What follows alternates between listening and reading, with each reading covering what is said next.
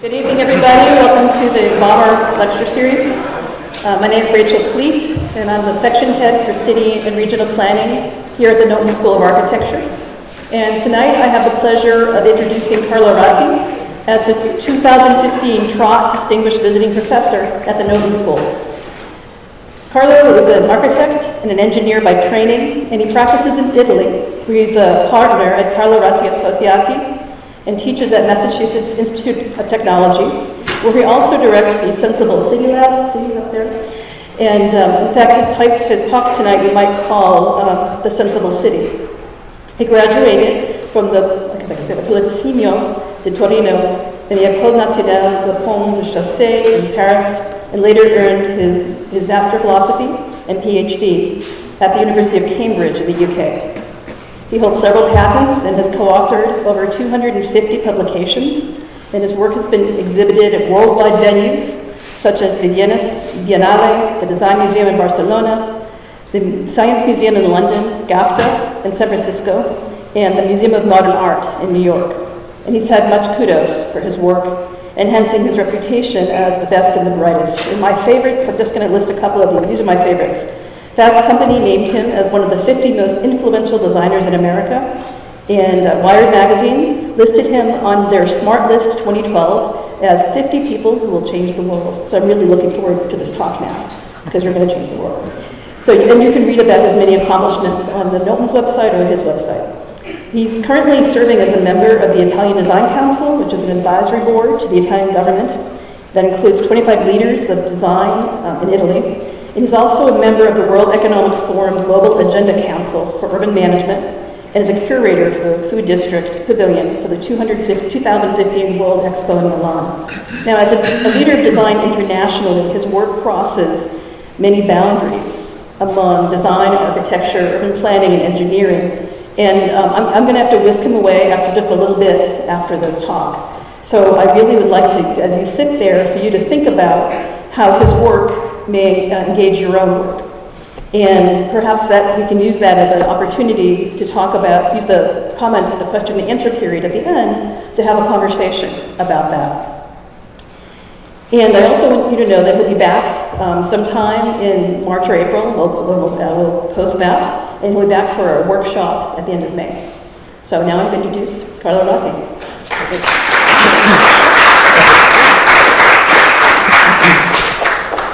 Thank you. Good afternoon, everybody. Don't believe all what you heard about me.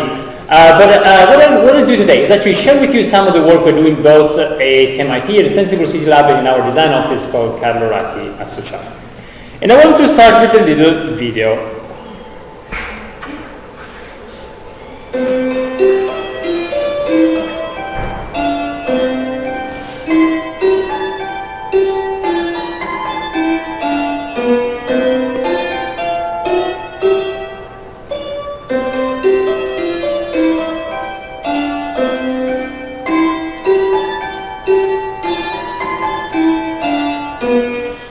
So what you saw there is actually one of the Automat by Marie Antoinette. They were very popular at the end of the 18th century in France, and they really show something that we see over and over in the history of art and architecture about how we can create things. So, okay, good.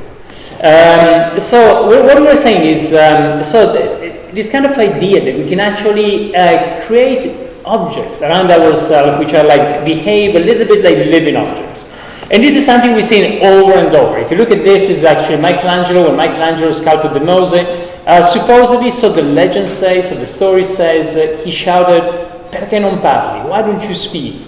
And the same, we see, for instance, in Baroque time, this one of the beautiful Baroque masterpieces, trying to almost make something that looks alive, that captures movement. In the same, in such examples at the beginning of the 20th century or such examples at the end of the 20th century, is actually Zaha Hadid's bridge in Zaragoza. And if you look at this, actually that's quite interesting. It's a building that really tries to capture fluidity, but there's kind of a tragedy. It looks fluid, but actually it's totally dead. It's made of concrete and stone and steel, but it doesn't move at all. It's just something that looks like it is alive, but it's not. And if you want to look at another thread about things that actually behave in a more responsive and dynamic way, in architecture that can respond to people, there's another parallel thread. It's the thread that went all the way through Cedric Price. This is the Fun Palace by Price. The idea that really architecture becomes performative. And Cedric Price was very influenced and inspired by cybernetics. Cybernetics says, having inanimate objects that behave like living systems.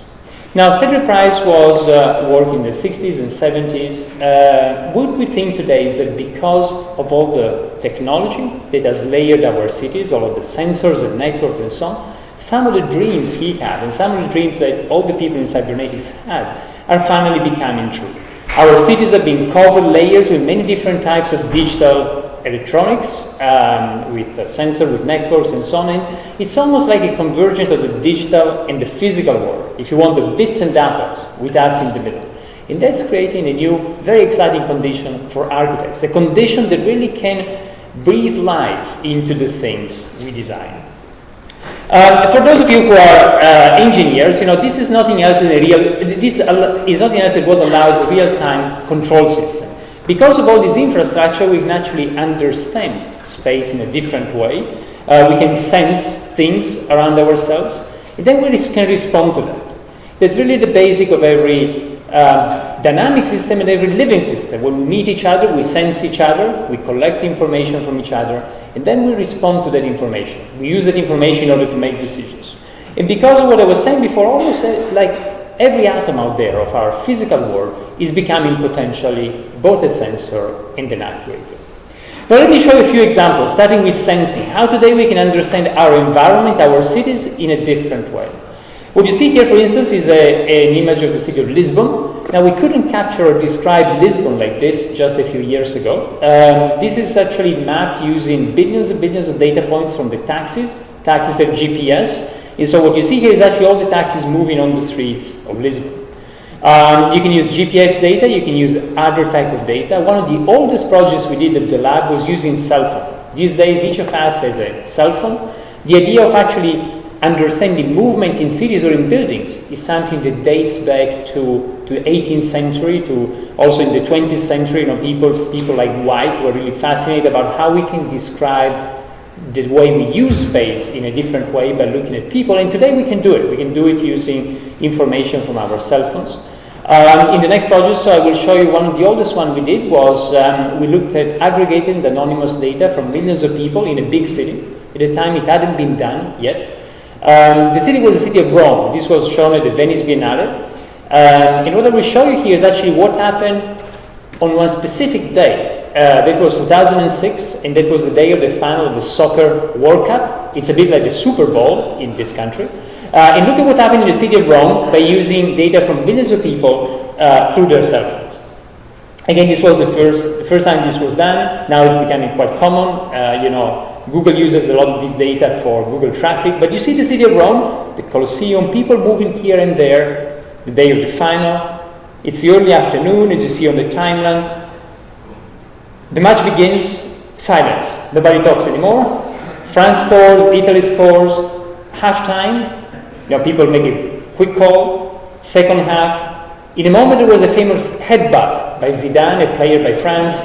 And then after the headbutt, Italy won.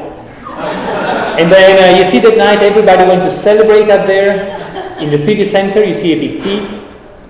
Then the following day again, everybody went to celebrate with a winning team in the city center, so you see a peak there. By the end of the day, actually everybody went to another place here called Circo Massimo. It's a place where since Roman times people go and celebrate, and you see a big peak by the end of the afternoon.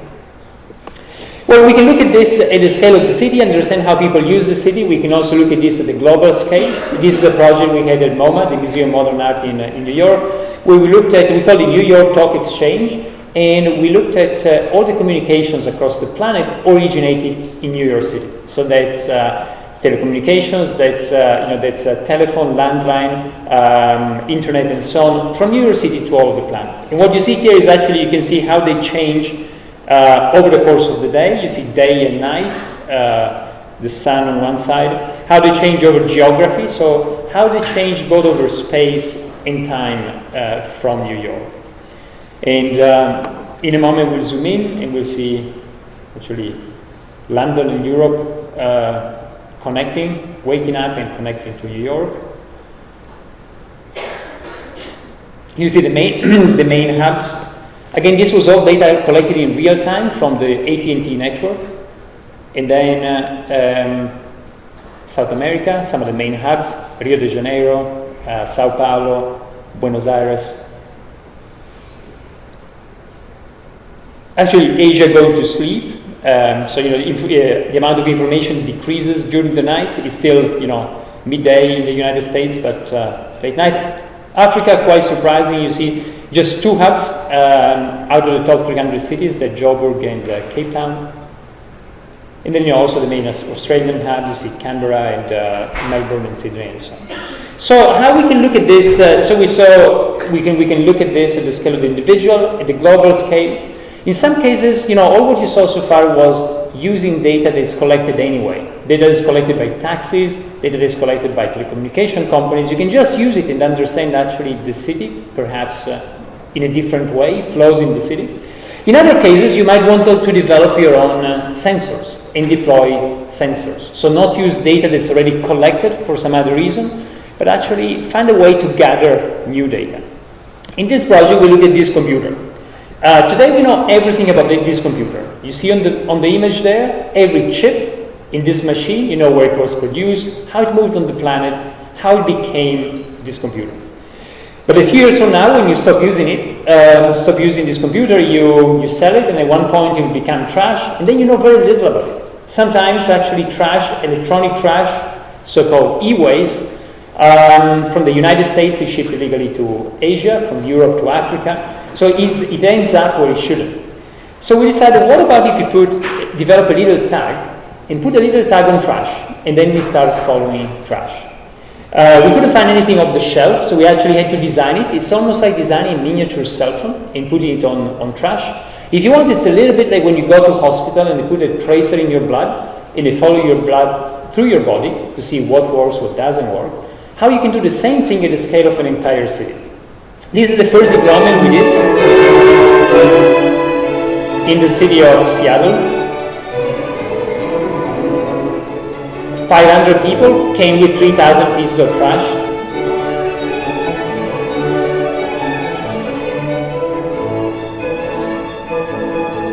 We put a tag on all of them, and after tagging them, we started following them.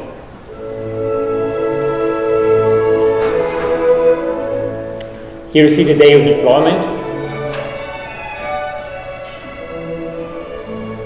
After a couple of days, you see some of the main landfills next to Seattle. But then actually a big surprise, how far things started to travel. Sometimes in crazy, unexpected way. Look at the trace that went all the way to Chicago and then down here to Baja California. And still moving after 1 month or 2 months.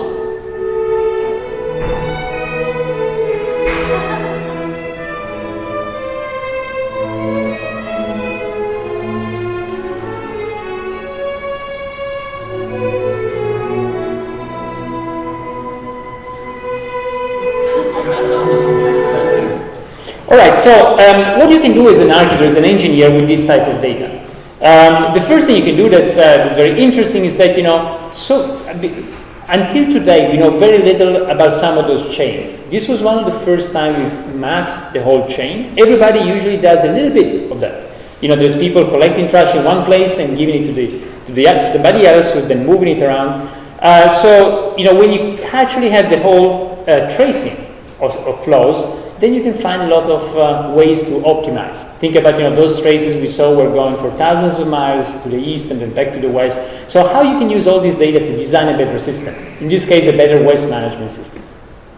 The other thing that's very important is that if you take data, this incredible collection of data we have today, what people today call big data, and here let's focus on big urban data we collect in cities, then if you share this with people themselves, then this can promote behavioral change. Something interesting was at the end of the project, somebody came to us and said, I used to drink water in plastic bottles every day, and then throw away the bottles and forget about them.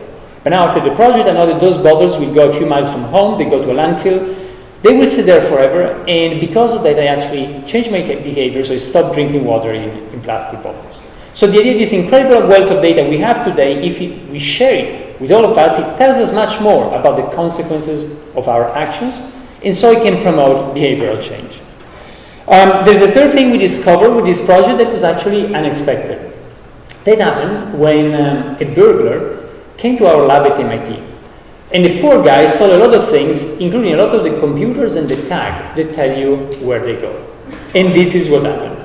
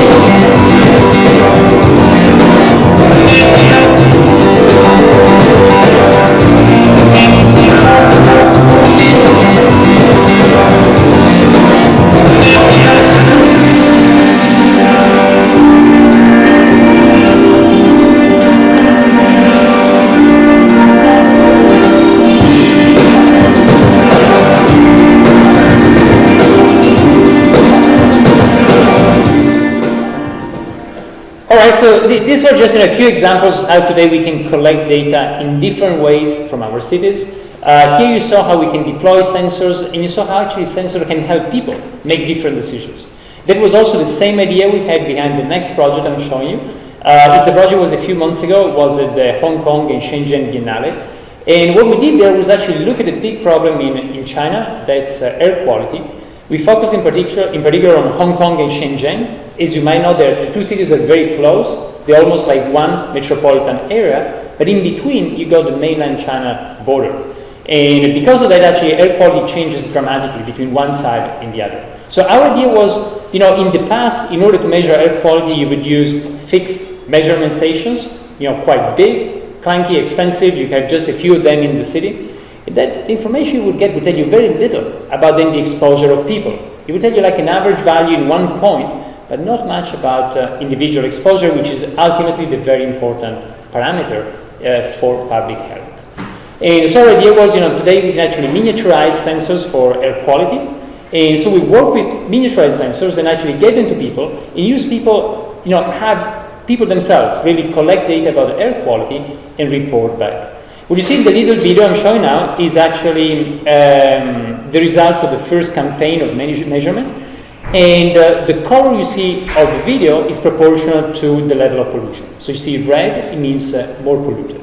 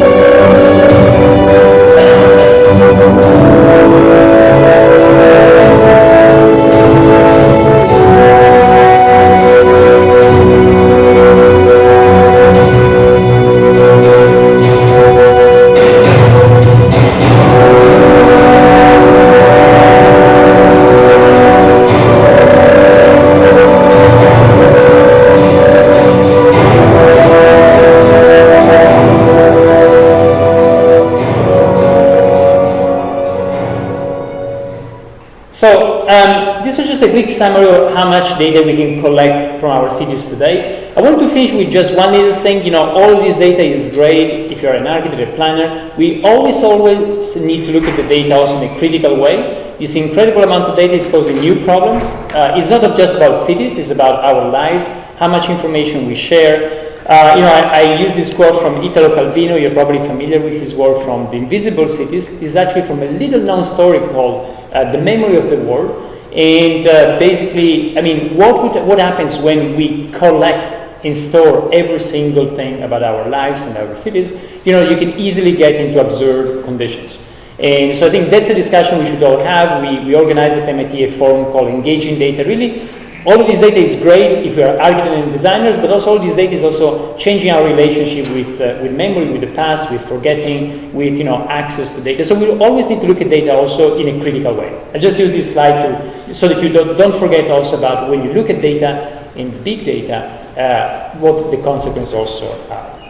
But we started at the beginning. We were seeing sensing and actuating. So ultimately, as architects, as designers, we want to actuate, want to change things. And what we've been doing over the past few years is really try to experiment to see how we can have a more dynamic interaction with things around ourselves. This is actually one of the first projects I did at MIT. It's still at MIT. It's called Sunscape. It was the Media Lab, a Tangible Media Group. And what we did here was actually have a surface made of sand. It becomes like a living model. Then you got a 3D scanner. Think about the Kinect, it's a bit more sophisticated. And then you get in real time the surface of the sand, and then you can analyze it, make processes, and study and as you would do in GIS, analyze that surface and have information back on the sand. So it becomes like a living model that responds to you. And we did this a few years ago. It was my first project at MIT. And at the time we were dreaming, would it be possible to have the sand itself move autonomously? It's great, you have this real-time feedback loop, but could you actually have atoms themselves respond based on our actions? At the time we couldn't make it. At the time there wasn't Arduino yet. Electronic Arduino has come over the past few years. Electronics was too clunky, so we couldn't make it. But actually, just last year, Hiroshi Ishii, with whom we did the first prototype, released the follow-up version, where actually the sand itself becomes alive.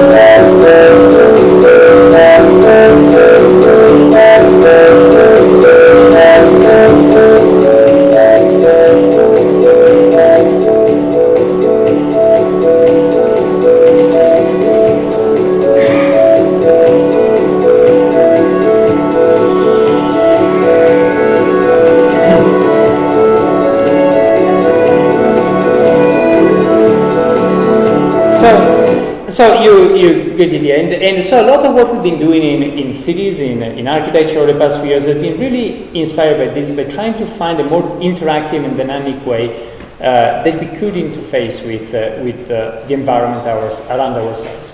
If you think about architecture as the interface between us and the environment, when we were living in grottos, that interface was only made of atoms, was physical. But today, actually, the interface is certainly also made of digital information. It's made of real-time exchange of information in what is outside. And we think that then architecture is transforming. And in this direction of always the interface between us and the environment, but a much more fluid and dynamic one.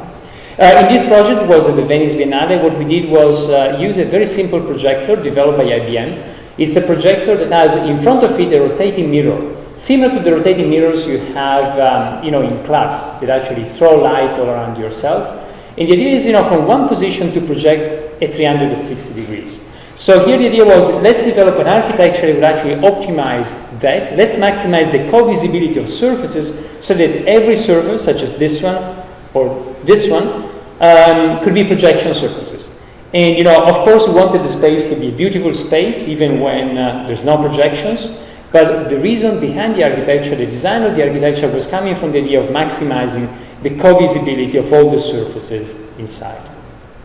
In this project, it's the first time I'm showing it. It's a project we are trying to build we were commissioned in Brazil, and we're trying to build for the Olympics next year, in 2016 actually. It's the idea here is again to use a new way to play with water. In this case, Brazil is going through a very big water crisis. They're starting to control water consumption in places such as Sao Paulo. There's very little rain. There's been very little rain over the past couple of years.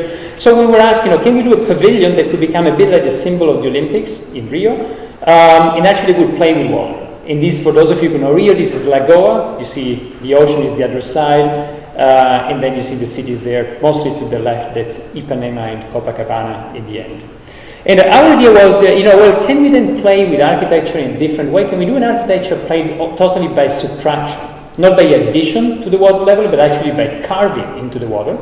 And instead of using, if you want to do that, you cannot use what you would use for traditional flotation, because if you do that, then what you build will be very high above the water level. You actually need, like in a barge, you're not at the level of the water, you're quite a bit higher, because you need to have some kind of reserve flotation in the building. So what we decided to do, again, was to find a system that responds dynamically, similar to a submarine system, so that basically changes the flotation you have based on how much weight you have, how many people you have. And so by doing that, you can actually cut it almost at the level of the water. So you can adjust it dynamically, so it's always cut as a cut, that you're inside the water, you're not above the water as you usually are when you are on a ship or on a barge. And the idea is that so when you're there, it's a pavilion that you can use during the Olympics, but after the Olympics can remain as a public space for the city, for conferences, for a cafe, for people to go there, have fun, also go to swim, but also to learn about water. So the idea that from here you can actually collect a lot of information about the water system, about Lagoa. Water in Lagoa is quite polluted, so you can actually monitor it, and it becomes like what they call a water lab, where people can learn a lot about it.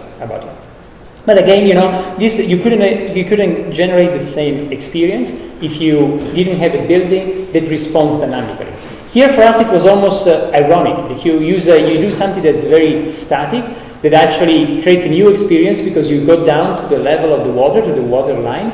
But then to do that, you need to be very dynamic, because you need to be able to change all the time with the water itself. So you use something like, digitally real-time control systems for doing something that seems to be totally unmovable, but actually that responds to all the weight, the change into the water system that changes around it. Some other work we've been doing relates more with energy in buildings. This is a paper we did a few years ago. We looked at the MIT campus, and we went to measure how much energy we put in rooms and the occupancy of those rooms. We can look at the occupancy very easily using Wi-Fi data, so you know how many people are in different parts of the campus, and then you know how much energy goes into the campus. And what you find out is something that we all know, is that today we waste a lot of energy to heat places where there's nobody. Think about the winter, think about today like today. Your home probably is empty, but still being heated all day. That's a lot of wasted energy. And during the night, probably this beautiful building is also heated, totally heated, even if there's nobody here. And that's what we measure on the MIT campus, exactly the same thing, that basically there's no correlation between occupancy and heating. And that happens, so if we could actually do a better correlation, we could save an incredible amount of information, of energy. And of course, thermostat help in that way by modulating things over time. Nest, I think, is having a very good effect. But what you can do, if you think beyond that, you can actually think about energy that follows people. Almost imagine you have a bubble of heat that follows you as you're moving through the building. We call this local warming. We did a first test. It was outside MIT. What you see here, during the winter is quite cold. That's the main entrance, 77 Massab. And basically the idea is that as you enter in the installation we did, you would have this kind of bubble of infrared radiation that would follow you, accompany you as you come inside the building. Actually, you could, using your cell phone, you could actually pick your own temperature. So you could say, I want to be at 20 degrees Celsius or 25. or 17. So this bubble could be actually customized based on your preferences. What we did just till a few weeks ago, Ren Kulas invited us to do an installation about this at the Venice Biennale. I'll show you now the building of the installation. It was up till a few weeks ago. Really, again, in the installation you see this is done in a slightly overdone because we want to show what is going on, but you could imagine just a false ceiling that helps supplement energy in the building in a dynamic way.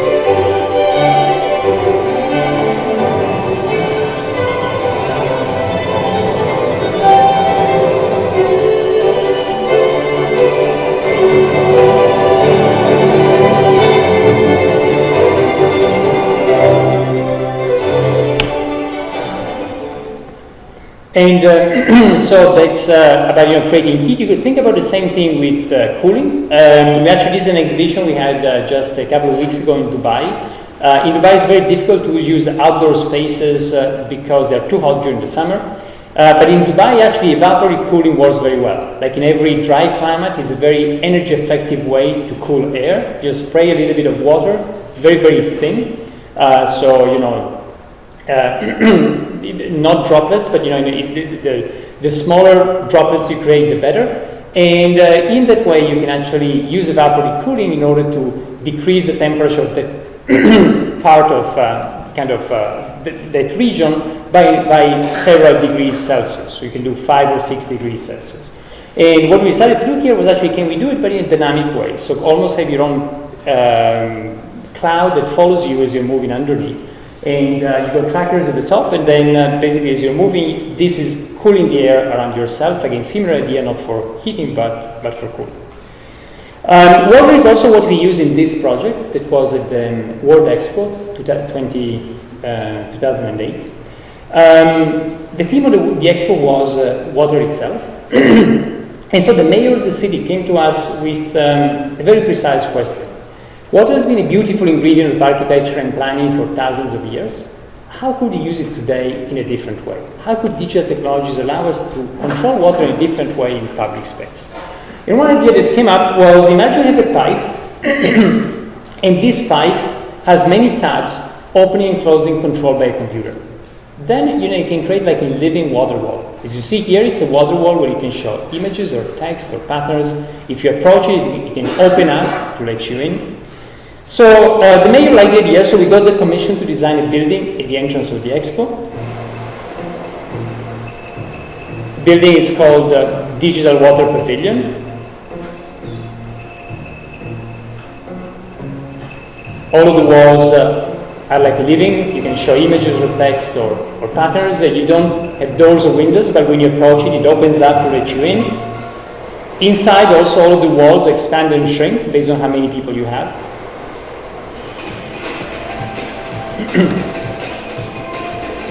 The roof is also covered with a thin layer of water. What you see there is actually Zahradi Bridge next to us, the one we saw before. If you got too much wind, you can actually lower the roof to minimize splashing. At the end of the day, you can actually close the building and the whole architecture disappears. We had a lot of fun in doing the video. We didn't really think that we'd actually build it. But then what happened is 9 months before the Expo, Time magazine, the United States named it as the best project of the year. So the last minute we got a commission to build it and to do it by the opening. It was a big rush against time. This was before the opening. I like this picture because the guy here was actually going to the stage. You see he has a trolley, but he stopped there to say, what the hell is happening here? Here it's actually water plus projections on water, so playing with the physical pixels plus projections on the top of them. Here it was myself trying not to get wet and testing all the sensors that detect people when they approach the building. Now, I should tell you now what happened one night. when all of the sensors stopped working.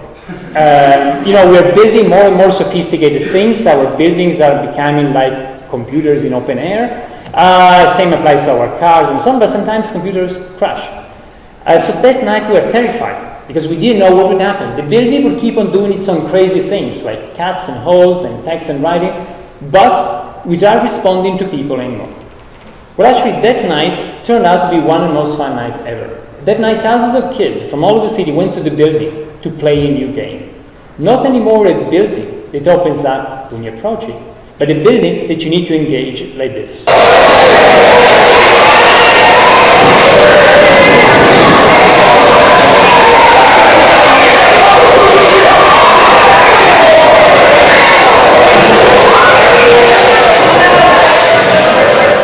And for us, it was a good lesson, an important lesson, because as architects, engineers, we always think that we know how people will respond to the things we design, but then reality, and especially human reality, is always a surprise. So I showed you a few projects about sensing, how we can sense the environment in a different way, a few projects about actuating, how we can use this information, these kind of real-time feedback loops in the things we design. But I wanted to share with you a project a bit more in detail, to discuss with you some of the big changes we think are happening today in architecture. And I think this relates very well to the theme of the lecture series in general this year, about mingling, and in this case about how different disciplines have to merge and converge and exchange together. Especially when you look at this space of intelligent cities, this convergence of bits and atoms, then you cannot do it the way we used to do it. We need to do it in a different way, and actually have different disciplines collaborate together. This project we did for the city of Copenhagen. The city of Copenhagen came to us, the mayor, a few years ago, and said, what could we do in order to use kind of new technologies and digital information for traffic. And the interesting thing is that traffic in Copenhagen means a lot of bicycles. Copenhagen is a city where you have between 30 to 50% of all trips every day actually happening by bicycle. So we started thinking about bicycles, and we came up with the following idea. Welcome to the Copenhagen Wheel. The wheel that turns your ordinary bike into a smart electric hybrid. Quickly and easily, with no additional batteries or wires. The Copenhagen Wheel allows you to capture the energy dissipated while braking and cycling, and save it when you need a bit of a boost. Controlled through your smartphone, the Copenhagen Wheel becomes a natural extension of your everyday life. The Copenhagen Wheel is your personal trainer, sensing your effort level and providing you with real-time feedback about your fitness and exercise goals. The Copenhagen Wheel also enhances your experience with the city. It connects you with things a cyclist wants to know: upcoming traffic congestion, road conditions, and pollution levels. Choose to keep your data, or share it with your friends and other cyclists through social networks like Facebook. As you ride, you also collect green miles. It's similar to a group flight program, but good for the environment. Elegant, responsive, smart. A new mode of transport for a rapidly changing world. So turn on your light and turn on the city. The Copenhagen Wheel. So, I just want to share with you how the project developed.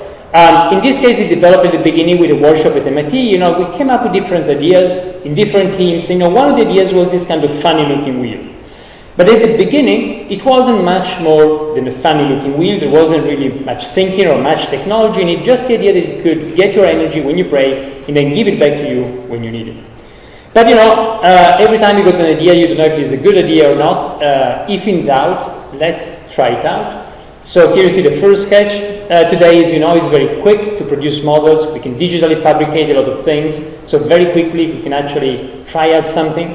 In this case, the model, the batteries around, combining everything together. It didn't look great, but hey, this was working. And here it was in Copenhagen with the mayor in the main, in the main square of Copenhagen. And, testing it.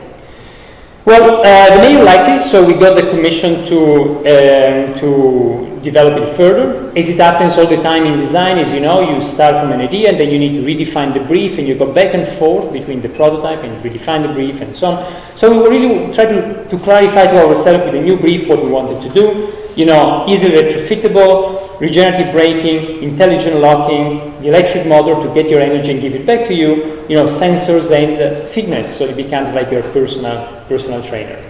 The design became different inside, and here we had designers together with architects and mechanical engineers all working together, picking the motor, selecting, choosing between them, and making sure everything would fit inside the wheel, in the hub. And then we had to look at the casing and the spoking.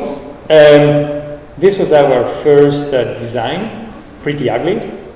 Then we started with this one. Actually, we are happier with this, but this doesn't work. And it doesn't work, you can tell it, because there's not enough bracing between the hub and the rim around. So then we come up with this idea that you could have actually spokes, like you have normally on your wheel. And the spokes would not be connected to the hub. We simply touch the hub, turn 180 degrees, and go back to the rim. And we like this idea because it's a bit magical. You don't connect it to the rim, to the hub, but just touch it on the side. But we didn't know if this would work or not. Again, it's very easy to do models, 3D models, 3D printed models. So it's 3D printed. We mounted the spokes. He was very skeptical, as you can tell. But actually, this worked. So this was the way the design works. So this became the way to connect the hub to the rim. And then we had to do all of the control. So here is when we had people in the lab with a background in user interaction, with HCI, human-computer interaction, with interaction design, designing all the interfaces to control the wheel. And as I was saying before, also we wanted the wheel to be able to sense, for instance, air quality. Believe it or not, but today people do something like this. So they put a lot of sensors on bike. We didn't really want to go down this route. We wanted something very seamless and small. And it turned out to work very well if you just got a few parameters like CO exposure, noise level, NOx, and so on. Just with a few wheels at Copenhagen, you can very quickly get a good map of the city. And you really very quickly can understand air quality in the city. And finally, we had to prepare the prototypes to be shown in Copenhagen. The mayor wanted to use it for a big summit where President Obama and other people were participating. So she wanted to have a number of prototypes. We had to build them, program them, ship them to Copenhagen. And you see them here before the unveiling. Here's the mayor. In the next video, you see actually the first wheel being tried by the mayor of Toronto and the mayor of Copenhagen.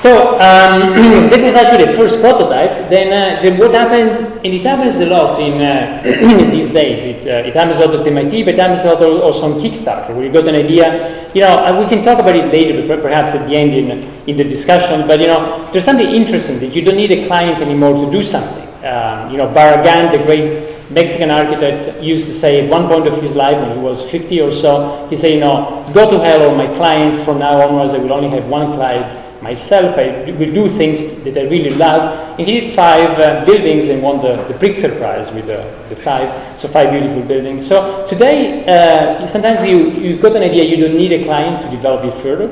In this case, it became a startup, again, collecting funding online, collecting funding from venture capital, and it's just now a company that's doing very well, has a big team working in Cambridge, a garage, as always, in Cambridge, producing it. And I'll show you now, actually, what you see now is the video of the final version that's on pre-sales at the moment, and that was like 4 years later, and a lot of investment in between, in order to get something that looks similar, but went from, you saw how it went from the initial sketches to the first prototype, and then from the first prototype to production is still a very long way in order to rethink and redesign everything. I'll show you the video of the product now.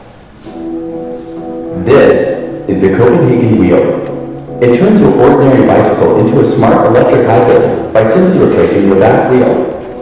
Connect it to your smartphone, download the app, and you're ready to go. Bicycles are a great way to move around, yet sometimes distances are too long, hills can get in the way, and hard journeys to work may leave you covered in sweat. The Copenhagen wheel is here to change all of that. The technology was developed over several years at MIT, together with the city of Copenhagen, one of the world's most innovative places for cycling. Its original inventors licensed the technology and founded Super Pedestrian, the startup where we are now working around the clock to bring the wheel to you.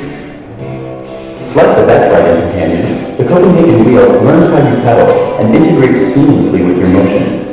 It captures your energy when you brake or go downhill, and gives you a push when you need it, with 3 to 10 times your regular foot power. It's easy, ride it just like a normal bike. As you pedal, the motor automatically kicks in, with no additional throttles or buttons. All technology for the Copenhagen wheel is contained within the red casing, including motor, removable batteries, wireless connectivity, smart locking, multiple sensors, and an embedded control system. Use your smartphone to customize your ride, monitor your physical activity, gather information from your environment to share with your friends and fellow cyclists. And if you're a software developer, you can even create your own biking apps. So whether you carry yourself, your kids, or your gear, hills seem flat, distances shrink, and you can cycle just about anywhere. So transform your bike and transform the city. The Copenhagen wheel. So, I want to share with you this a bit more in detail to show the process both in terms of digitally fabricating much faster than we could do before, different disciplines coming together, and also going from a sketch to initial prototype, and then all the way to production, how the chain as well is changing today. You can imagine, in a much easier way, you couldn't do just a few years ago, you can go on Kickstarter with an idea, and there you can find a distributed client. You don't need to develop things in the traditional way as architects have done before. And I want to really to conclude on that almost in a more general way. We used to think that knowledge was something very well defined. We used to think that knowledge was something like this, where everything has its own spot. That's the idea that St. Thomas in the Middle Ages had when he wrote the Summa. He tried to really condense all of human knowledge of the time into one single book, and everything would be exactly at the right place. Well, we know that that is not the case anymore. Now we know that if you had to think about something that might look like a map of knowledge, perhaps it looks a bit more like this. This is actually a map that was on the cover of Nature, one of the top scientific journals, and that map was built by taking 800,000 papers and looking at the links between them. So you see, every link tells you how many people from one discipline cite another discipline. And what you see, we see these beautiful links that connect everything with everything else. Brain research being connected with mathematics, computer science, social sciences. Like a map, like the map of the internet, where everything connects with everything else around it. Also, Nature look at the most important papers in the past and today. Well, in the past, the most important papers usually were by one author from one very well-defined discipline. And you can easily detect importance with scientific papers by measuring citations. Citations are very similar to likes on Facebook. How many people cite your paper or how many people like. You will tell you a measure of the importance of that thing. And if you look at the most important ones, so in the past, as I was saying, it's usually one author from one discipline. Today, the most important ones usually are many authors from different disciplines collaborating together. And this is happening, is well documented in science, perhaps hasn't happened enough yet in our disciplines, in design and architecture. In architecture, is still the idea, that the architect should be alone. This is Le Corbusier presenting his plan for the city of Paris in the 1920s. His ideas for Paris were quite simple, were demolish the whole city, just leave Notre Dame and a few other things as memories from the past, and replace everything with his beautiful towers. And what you see here is the hand of Le Corbusier at the Pavilion de l'Esprit Nouveau, where the model was shown in the 20s. The hand of Le Corbusier, which is almost like, yes, it's the hand of the architect, but almost like the hand of God, preparing his plan that would affect millions and millions of people. People would even say at the time, you cannot design collaboratively. A camel is a horse designed by a committee, as the saying goes. So, you cannot really put people together to design. Design is something that, has to come single-handedly from one single person. Well, we think that all of that is changing. This is actually a book that's coming out by Thames and Hudson this spring and next month called Open Source Architecture, where we try to explore some of this, and what I was telling you before that we saw in the Copenhagen Wheel production, in a much broader scale, how really it's about collaboration, it's about open platform that can allow us to do things together. That book actually originated with an op-ed, an editorial I wrote for Domus, the design magazine. Domus had an issue on open source architecture, so the editor asked me, would you mind writing the op-ed for this issue? And I said, sure, very happy to do it, but if the issue is about open source architecture, maybe we can also write the op-ed itself in a collaborative way. So we opened the page on Wikipedia. We started with other people, with Nicolas Negroponte, with Jonah Bracken, with Paolo Antonelli, Hans-Ulrich Obris, and others. You see here at the beginning, just writing it together, and then we let it evolve. And so that became the op-ed for the issue of Domus. We ended up in some difficulties. One was that actually at the beginning, Wikipedia immediately erased the page, saying, this was not serious stuff. But then actually when it got published in Domus, it became kind of legal. So now you have the page, you can actually go on the page, you find it as a reference to the initial Domus article, you can add, modify, edit it as you want, as you say, add what you think is missing. And then the other thing, the other problem we had was that Domus, when they publish an op-ed, they usually want a picture of whoever wrote it. And we say, well, how are we going to do that? There's still this idea that, this idea of the person, the author, as a single person who should also be acknowledged in this case with a picture. And, we thought about it was not enough space to put all the pictures, so in the end we took Photoshop and we combined all of them, onto one, collapsed them onto one with different levels. And I wanted to finish with this picture, just to share with you one of my hopes. And one of my hopes is that this century's architect would look a bit less like Le Corbusier. I love Le Corbusier's architecture, but Le Corbusier, as I showed you before, with his hand alone, single-handedly making plans for millions and millions of people, as for the Plan Voisin, it will look a bit more like this picture, a picture that brings together the architects in all of us. Thank you.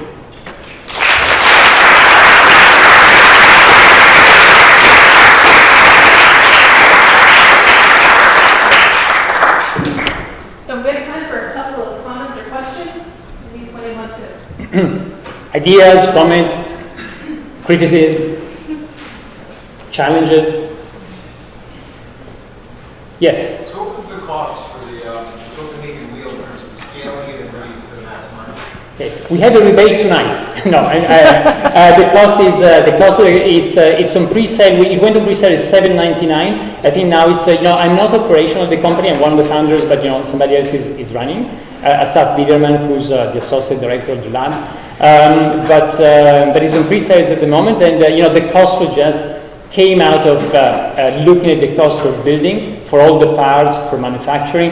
Based on that we got the cost. We couldn't start from the cost to design it, but actually from the concept we developed the design, we engineered it, and then we came up with the price. Yeah. So I thought it was funny how your lecture started with the feedback was of the microphone and the speakers. That was all planned. How do you prevent that when you're interfacing the digital and physical environments, that kind of feedback buzz that causes the noise? How do you make music out of it? It's a great question. I think it's a really good question. I talked about a little bit about it at the end of the digital water pavilion. You know, what happened in digital water pavilion was something similar. Well, in the case it was the feedback loop being broken, but you can have other things. In that case, with the feedback loop breaking up because the sensors wouldn't talk to the computer anymore, and so the building wouldn't respond.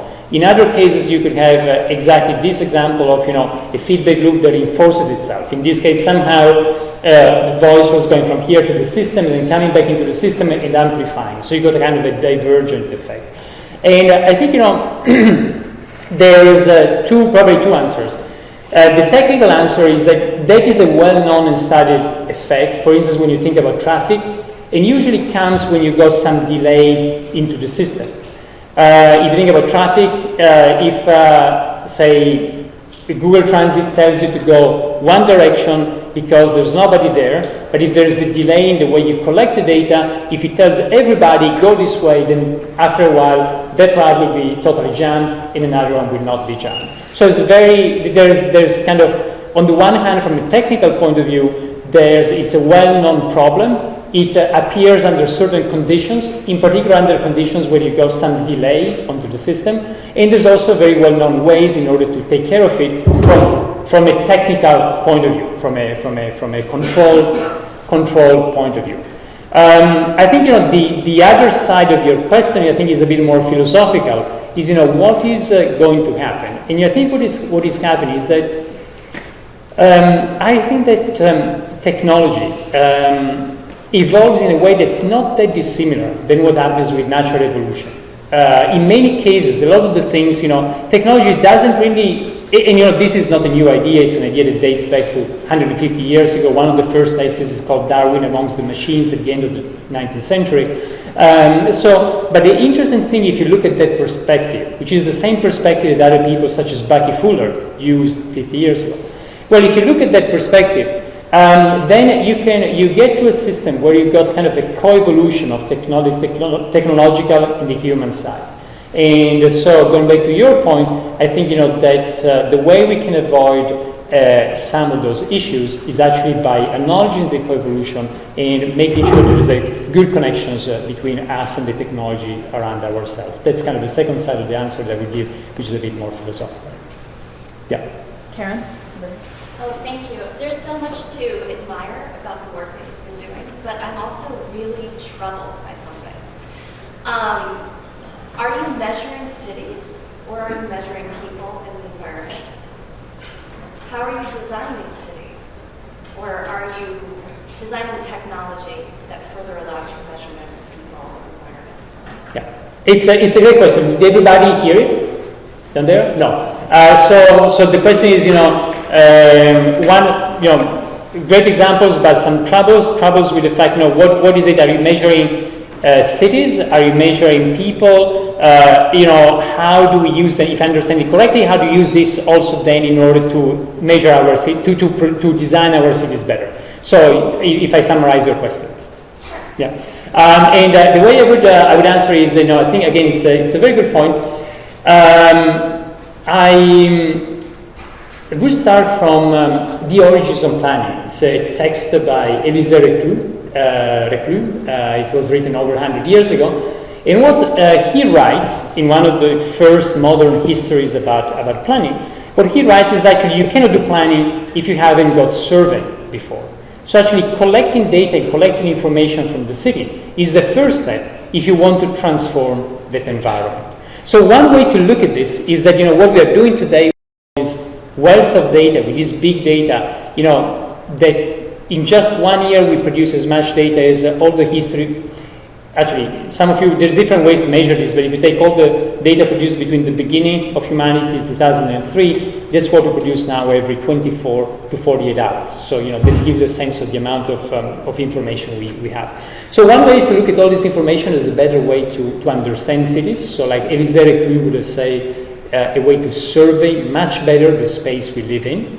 The second part of your question, perhaps I didn't summarize well, but that you asked was also, you know, are you interested in technology, just in designing new technologies? No, we actually hate the technological side, but we're excited about the potential it has to change our life. So I'm excited about how we can discover something new in the city, some new dimensions of the city, how we can produce a new experience. In a certain sense, what I think is interesting is in something like the digital water pavilion I showed you, that it's being used today by people. It's one of the few buildings that was left standing after the expo. They demolished a lot of them, but this has been preserved.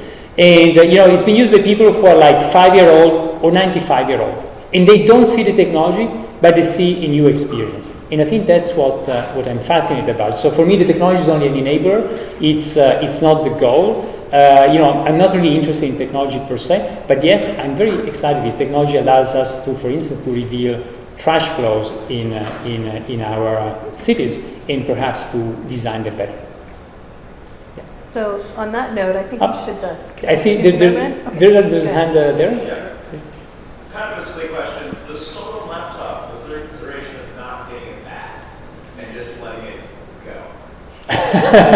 It's a good question. Look, the stolen laptop actually belonged to somebody who really wanted to have it back. So he's the person who really managed to get the laptop back and get the data. But it would have been interesting, as you say, to let it go and keep on flowing and track it.